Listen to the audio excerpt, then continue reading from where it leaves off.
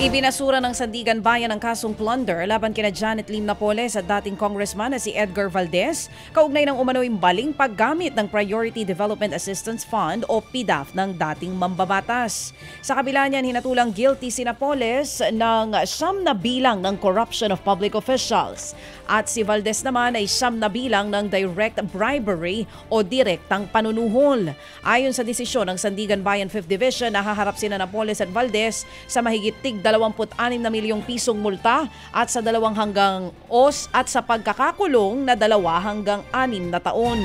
Taong 2015 pa nang ihain ng Office of the Ombudsman ang kaso tungkol sa umano'y PDAF misuse ni Valdez mula 2004 hanggang taong 2010 nang manilbihan siyang party list representative ng Association of Philippine Electric Cooperative. Ted Filon at DJ Chacha ngayon nasa Radyo 5 92.3 News FM Monday to Friday 6 to 10 a.m.